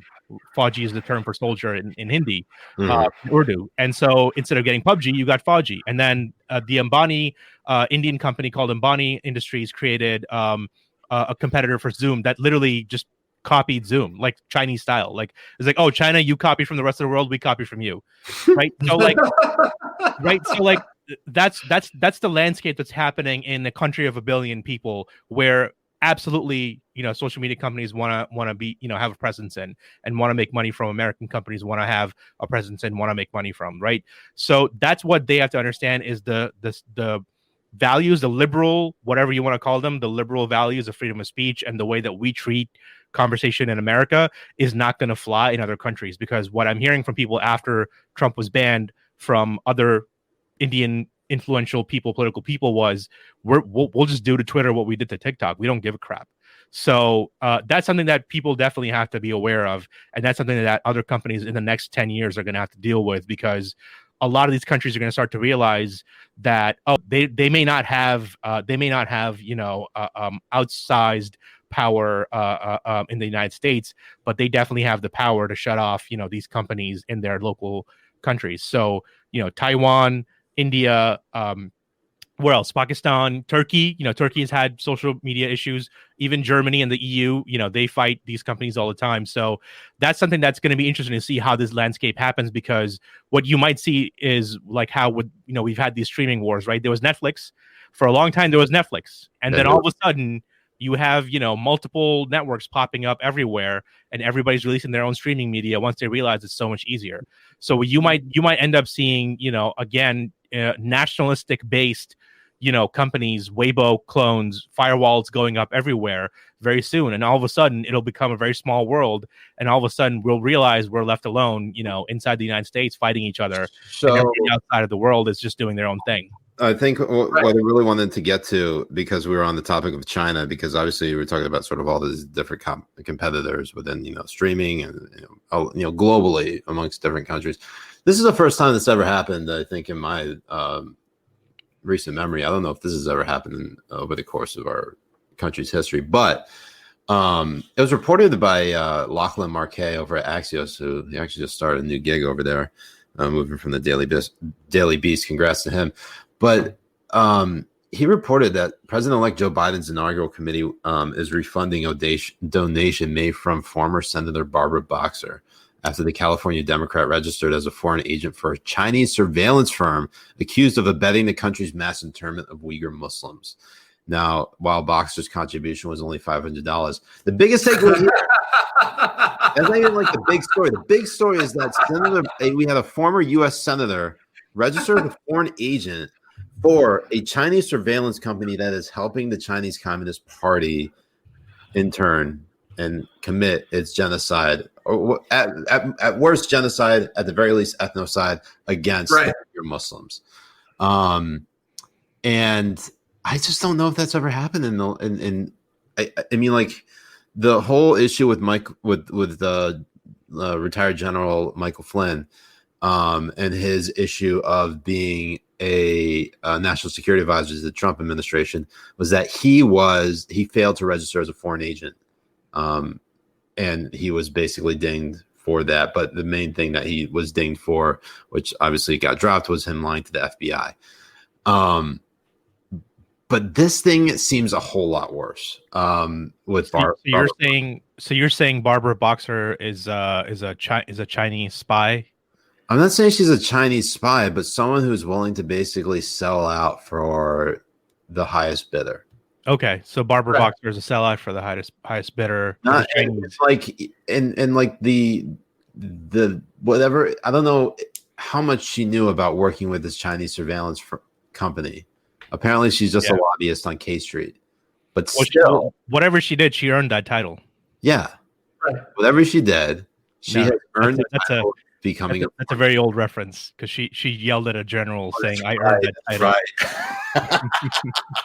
Sorry, that was a deep cut. That was a deep cut. Yeah, that was a very deep cut. Yeah, I earned that title. It is absolutely amazing to me that someone like her would, and like, this is completely underreported because she's not, this is her new life now. She's a private citizen. She doesn't have to answer to the public, but still, you took the oath to protect and defend the Constitution, against all enemies, foreign and domestic. And then you just do a complete 180 and start working with the enemy. It's fucking crazy. I mean, she's not the first one, honestly. She's not the first one, but it's just yeah. It is crazy. It is crazy because it's a surveillance company. It's I mean, throughout the years, there have been many senators, official or unofficially, who are ex-politicians, not just senators, ex-politicians, who have taken money from foreign regimes and have either run interference while they were in office or lobbied for them after they were out of office. And so it's one of those things where I always tell people in India, sorry to just like this one time in band camp, like I always have this India thing going on. I always tell people in India that, like, corruption American corruption is legalized. In India, corruption is like you are a politician and somebody gives you money to build a highway, you just steal all the money. Like nobody, and if somebody comes calling for you, you beat. If a cop comes looking for it, you beat them up because you have paid 10 other cops to like beat the cop for you. So like there, like it's like a Wild West. But here, it feels like a lot of this corrupt behavior is very much, legalized to a certain extent. You can, give my daughter a job, the Hunter Biden thing, that level of, stuff has been very much entrenched into the American system. And I think, whatever the laws are, as you have to register as a foreign agent. Trump, I think, prevented politicians now from federal employees and politicians from lobbying for a year, and White House employees are political appointees are completely banned from lobbying, I think. So there's a lot of that going on that absolutely needs to happen in terms of where the money is coming from. Because there are people in the world who will absolutely just come to you with a suitcase full of money, or open up a Swiss account, for you. And all you have to do is just, sign your name to a piece of paper, or sign your name to like a, lobbying firm or whatever it is, and then just go for it. You all of a sudden your bank account has gotten, 6 or 7 figures. What do you care? Yeah. Right. And what's happening right now with China and the Uyghur Muslims is something that really, I think, needs to have there needs to be stronger repercussions for what's going on. And there isn't. There really isn't. You have like Twitter, Google, Amazon, like the United States government, all of these things. If you have a company in China, we're not buying from you. If you have a company in China, we're taxing the fuck out of you. If you do business with China, you have to pay a price for it. This is not about like free market or free whatever or blah, blah, blah, blah, blah. This is us actually sitting down, allowing the same shit that we said that we would never allow happen again to happen again. This is what's going on. This is like they want to call Trump a Nazi. They want to call MAGA Nazis, all this kind of stuff, while they are just completely silent about what's going on in China. What's happening in China is equivalent to what was happening in Germany in 1940s. It's equivalent to it. You have people being taken. It is not equivalent to it yet. Their heads shaved. There are definitely a lot of parallels, but when are we going to allow? When are we going to stop it? Right. There's a lot of parallels to it. They are taken. Their heads are shaven. They're taken to eugenics labs. They're taken to fucking re-education camps. They're taken to labor camps. When are we going to say enough is enough? That's my yeah, legalized or not, a pogrom so is a pogrom. It is hot off. It really is. Yeah. And nobody wants to do anything about it. They want to say Islamophobia this over the fucking travel ban, but China is literally taking Muslims and stopping them from reproducing, from having normal lives. Yeah. Well, I mean, that's in that tweet that was like the worst of the week last week by the Chinese embassy in the U.S. They literally referred to Uyghur Muslim women as like baby making machines. Yeah, it's fucking insane. I mean, it's a perfect example of like what you can get away with when you have, what you basically have what accounts to the second largest economy in the world. Yeah. And that's kind of, again, the wrong lesson is being broadcast here. And this is where, again, other countries do not look at China doing this stuff to the Uyghurs and go, oh my God, this is horrific. They go, oh, I guess that's all we need to do is just have economic power and we can just tell people to F off and nobody cares. You know what I mean? Like, we need to stand up for the principles, no matter who's saying it and no matter how, like, obviously I don't want anybody to be completely 100% rigid and you have to play some level of a diplomatic game. But right now, we're not seeing 100%. Any of that beyond Trump just saying, Trump and Trump's State Department, Pompeo, certain people in there who are, basically saying these things that this kind of behavior needs to stop and there needs to be accountability from the Chinese government as to what they're doing. But yeah, I mean, honestly, like I really don't think the Chinese party cares until and unless it economically hits them, and it's gonna be the same problem as Iran, where Iran has a lot of friends in other places. They're friends with China. China's getting closer to Iran. They're friends with Russia, and so the North Korean problem is the same problem. They're all hoping that they can just ride this out, and they will never have accountability. And very, very sadly, like, this is the story of people say, take a drink, but like, this is what people say, the history of humanity is man killing man. So I'm not being a nihilist about it, but these are long-term issues that really, really need to be thought about, rather than, who said what about who, or well, I mean, there is one more important issue, which is, Kim Kardashian, being single, but that's a side conversation. No, tell us. Well, I'm single too, and I don't have a music career, but I think I dress pretty sharp, and I don't know, I think I could take care of some kids. Yo, Kim K, hit up my boy Anong. He'll treat you right. Yeah, I got a nice little condo. This is my streaming room. Open up that shot, King. Yeah, but I'll open up a bottle of $2 Chuck. Treat her right. Yeah. I'm right there with you. We had a couple other topics, but they're kind of boring. So let's just get right into the questions. Habibis, get into a segment that we've only started in the last couple of weeks, and that is Ask Us Anything. So Habibis, send us your questions. I know not everyone can send videos of themselves asking us questions, so we just open it up to everyone. If you want to ask us a question, go ahead and ask us. Ask us whatever you want to ask. It says, can we get Anong's Twitter handle? This guy is cool. He is a cool brother. Let me go ahead and post his Twitter handle right now. Give me 1 second. I'll put it on here. Anong.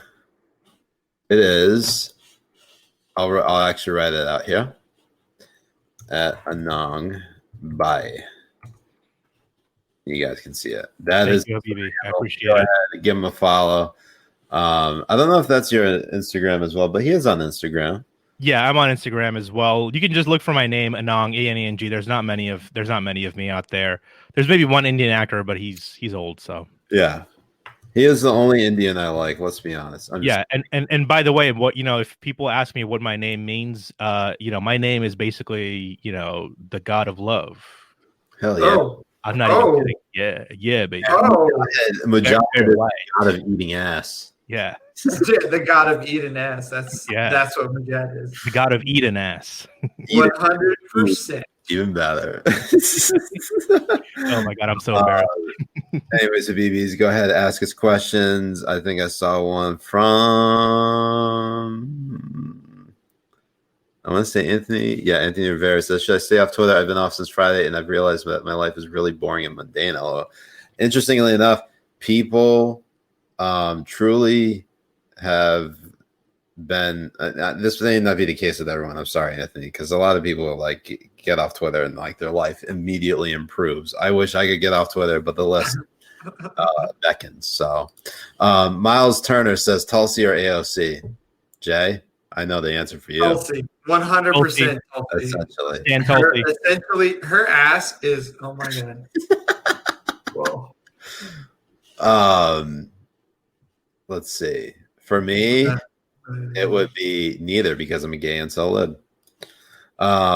Billy Finn, my question is for Rachel. Can I buy you a Lexus? Shoot your shot, Habibi. Shoot it. Yeah. Shoot that shot. Shoot it. Sebastian Novak says, will Warnock win re-election? Will re-election? I think you meant win, but Sebastian Novak, Warnock winning re-election. Wow, 6 years is a long time, to be honest with you. Although it's a special re-election, so it would actually happen in 2022.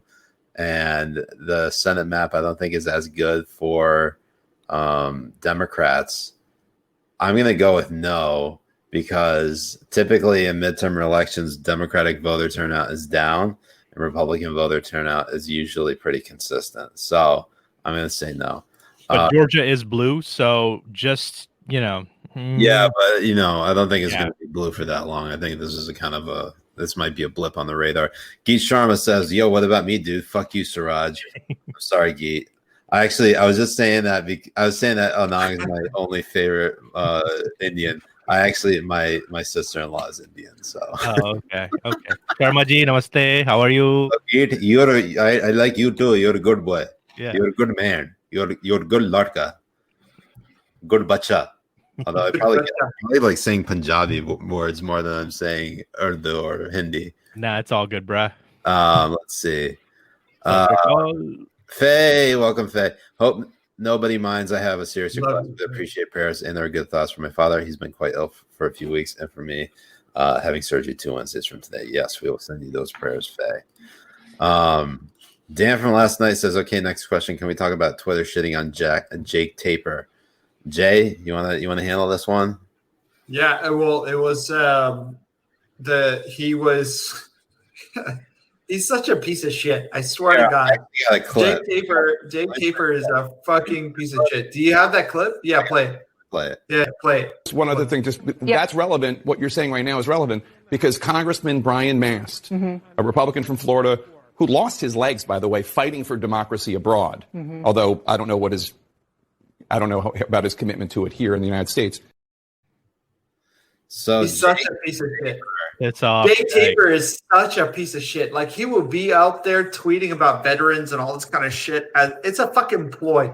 He is such a fraud, like, on CNN to the extent of fucking Brian Stelter almost. And what he did there and how he was trying to like jump back on it and shit when he was tweeting back at the congressman. It's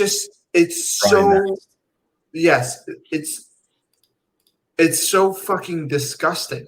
It really is, because where was he questioning this when Pelosi was saying that Russia hacked the election and Russia collusion, and that the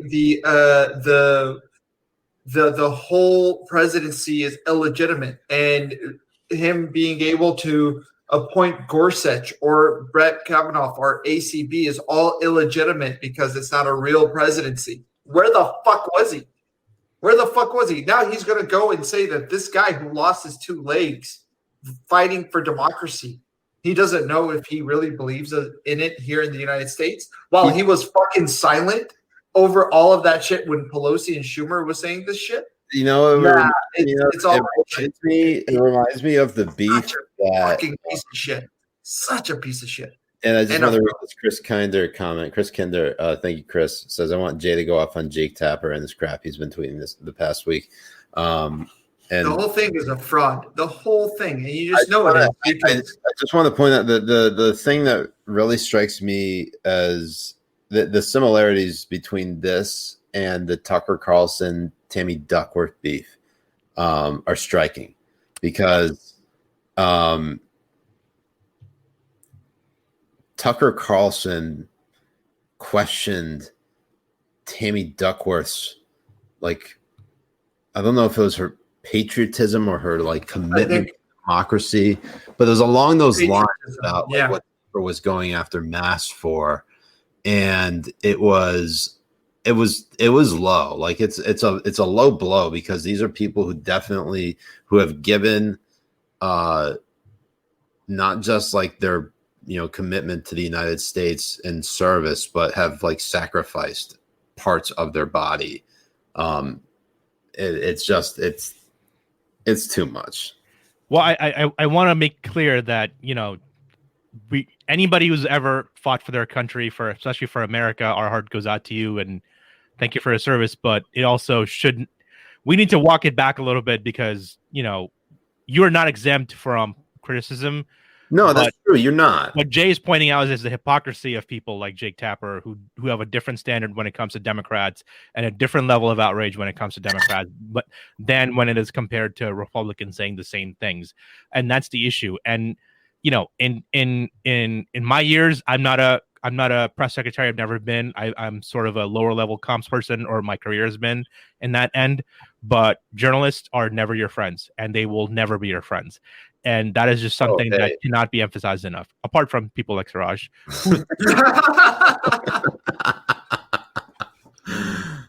I'm everyone's friend. And also nobody's friend. So I guess that actually holds up. Zachary Wilson says, how do you feel about China's Belt and Road Initiative building global infrastructure around the world and saddling smaller countries with tons of debt? Thank you for asking that, Zachary, because that shit's been going on for quite a bit, particularly in Africa. And it's going down a little bit. It's receding slightly. Because of COVID, it's receding slightly. A lot of countries are like because of COVID. Yeah, no, but a lot of countries. So in Sri Lanka, there was a huge problem because the new president who's just come in, he was president a few years ago, and he was the one who opened up the port, a giant port to China. But even he's like sort of ambivalent about whether he's going to restart everything with China. It's been a bit weird. A bunch of Belt and Road countries that have had taken Belt and Road money are like seriously publicly reconsidering it. It's definitely an issue, but I think right now, I would say because of COVID and what it's done, a lot of countries that are also not in the orbit of the NATO country, Western countries, nations are feeling like it's not worth the hassle. It's not worth the issue. But it is still a problem. I mean, it's still going on. It's not like it's completely stopped. Yeah. I don't know if it's as much of a strategic issue as it was. That was the other thing, which was that the Chinese banks are now, because of COVID, also feeling extended, if that's the correct word, financially from handing out these loans. Yeah. Yeah, I could see. They feel like they're entrenched and there's nothing, there's progress not being made, so they're not getting their investment back, basically. Yeah. Matthew Edgeler says, what degrees do you all hold and what colleges? I have, I went to Dickinson College and got a Bachelor of Science in Biology and a Bachelor of Science in sucking dick. So I was just going to say, like, in science and biology, like, your dad really wanted you to be a doctor. Like, let's not lie here. Beta, you have to be a doctor. You must be a doctor. Beta, why you not doctor yet? Yeah, beta, what is going on? Apni degree kar lo, beta. Why you not doctor yet? Yeah, bas doctor ban jao. I went to SUNY Buffalo for 2 years, but I'm basically a dropout. I mean, I think I have a shitty degree from somewhere, from some college, but I have honestly never looked at it. So I have the worst education probably of anybody that I know. I went to multiple different universities and multiple different schools, from Abu Dhabi to Dubai to Oklahoma State University and to Lebanon. I actually went to this little place in Tripoli, up in a mountain somewhere, for my jihadi degree. I was going to say, I said college, you must have failed. Allahu Akbar. Yeah. What did all three of you get on the SAT? Fuck, I don't know. 1650. 12, you have to know these things. I think I got it 1216, but it was like on the older one. They didn't need my SAT, but I think 1080 was the highest I got. I'm not a good test taker. Yeah. Either that, I'm just dumb as fuck. JC, thank you, JC. Will Trump form a third party if he gets the ban? Happy New Year, by the way. Inshallah. Thank you, JC. Remember, Donald Trump used to be part of the Reform Party in the 90s and 2000s, and he quit the Reform Party because he said it was full of white supremacists. So that should tell you everything, right? Right. So, but does he do it again? I don't think so. I don't think so. We're gonna wait and see. So, and insurgency from the third party is going to be. I mean, of course, never say never, but I don't think so. I think considering what's happened now, it's going to be really hard to come back. Yeah. Let's see what else we got. I don't know. I'm hearing something in the background. Does somebody have something in the background? No, that's just me. What? Sorry. No, nothing. What is it? That was a GPS. That was a GPS signal locating. I had hentai porn on in a different tab by mistake. Yamete. That's what I was hearing. Sorry. Jay, you Nobody fucking knows that. boomer. Fuzzy asked question for Jay. It's reported that Tulsa Gabbard is 5'8". Do you really think you have a snowball's chance in hell, being that you're 5 inches shorter than her? I honestly don't. And I'm not joking. I check it every day to see if it's been read, but it hasn't. It's only in the sent category for now, but it hasn't been read yet. Wait, maybe I need to follow her first. I don't even follow her. Let's follow her. I mean, God, can you imagine? That would be amazing.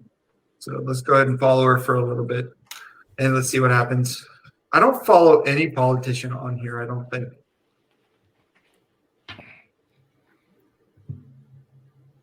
And there's a lot of people I'm not I just following. love Tulsi's like little streak because she looks like Rogue from X-Men. I mean, I think she like cultivates that, but it's like the coolest thing ever.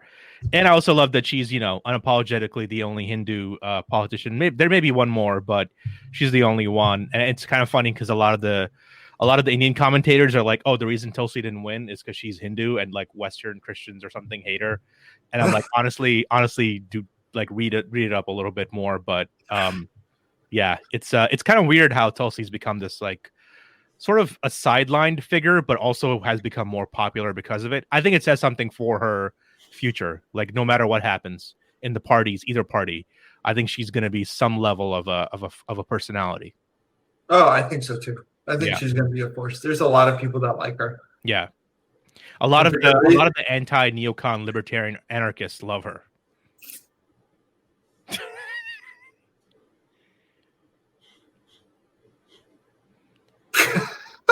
It's Siraj just like, I'm trying to look through comments. I'm like multitasking at the wazoo over here. yeah. Ali 76 says there were a bunch of veterans who were wandering around the Capitol and tactically trying to hang Mike Pence. Yeah, as I was saying, being a veteran does not make you, as we say in India, it does not wash you in milk. You're not suddenly a god from the heavens. So yeah, everybody's human, and the people who did that need to be held accountable, no matter what their status was. It's very sad, honestly, because you would think that our people who defended our country would be more not susceptible to that kind of stuff, but everybody's human. I mean, if you guys don't remember, Randy Cunningham, who was a great ace in the Vietnam War, shot down a bunch of commies, over the skies of Hanoi, went to jail. So it happens a lot, sadly. Yeah. So Anthony Rivera says, isn't China helping Saudi Arabia with nuclear energy? I don't know.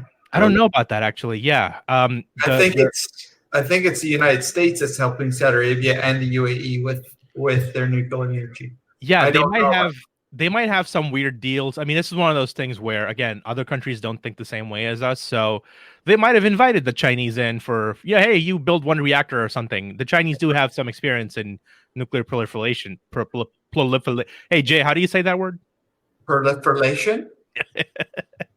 Proliferation. Proliferation. Yeah. Pro tongue in your mom's booty. Not Steve says, Jay, can you get a master's in ass eating? You can get a doctorate. Ask your mom.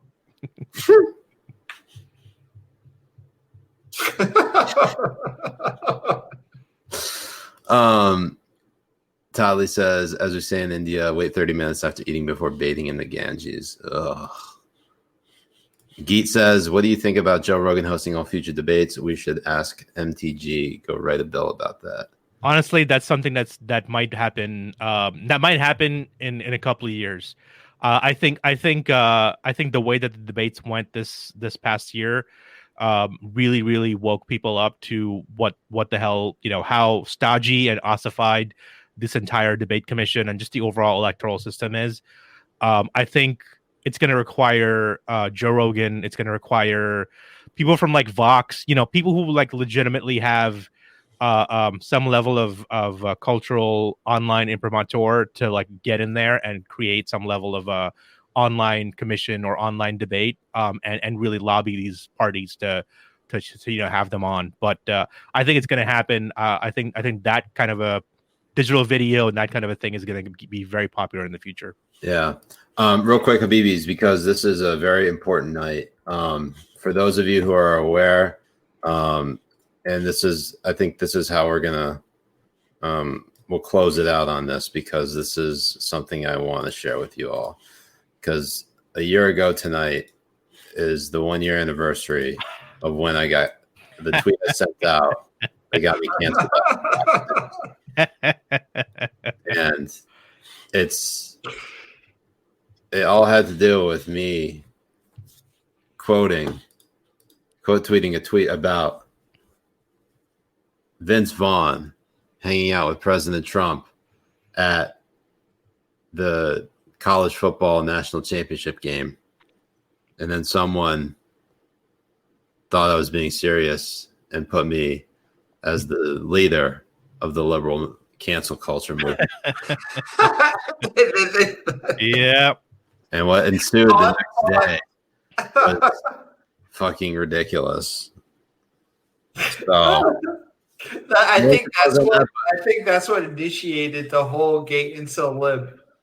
probably, at least in part. I mean, essentially. 100%. I don't have any more to drink, unfortunately. See, this is what I'm saying. This is what I'm saying. You know, I have hard liquor here. I know. I drink half bottles. I drink half bottles. And Anog is also here showing you up. Definitely went to like quarter or a half or whatever this is. Yeah. So thank you, JC. Thoughts on NTG? That's Marjorie Taylor Greene. She announced on Newsmax tonight, or this in last few hours, that she was going to file articles of impeachment against Joe Biden in his first day in office. She's fucking stupid. And look, you can and continue to make yourself the butt of every joke, because nobody takes you seriously. Nope. And nobody will. She's a QAnon believer. She also has what's it called? She's also a 9/11 truther. So she is probably the most, it was AOC who was the most annoying member of Congress. Now it's Marjorie Taylor Greene. So congratulations to you, MTG, on becoming the most annoying member of Congress. Listen, if you believe in this Q stuff, just join a real cult and join, Baba Rajneesh, or or join an even better cult. Any cult that drinks poison, just go join them. Well, go join those. I do not endorse that. You want to join a death cult? Convert to Islam, Habibis. Yeah. Or if you want to, Hello. All right, Habibis. Well, Anang, I want to say thank you to you for joining us. For inviting me, Habibi. Again, if you all want to find him on Twitter, he's at Anang by ANANGBHI, especially for all those who are going to be listening to this. Although I don't know why you would want to listen to this without any video. I listen to it when I'm, eating ass, but especially the Jay's facial expressions. I think when what was it? You said something earlier, Anang, and Jay was just like, when he was talking about ISIS.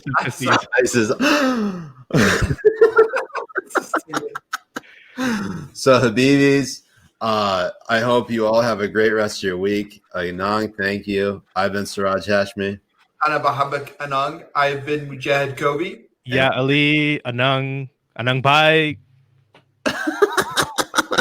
Inshallah, Yallah. And we're the Habibi Bros. Thank you for joining us for another Habibi Power Hour. We'll see you guys next week. Peace. Peace. Ma salam.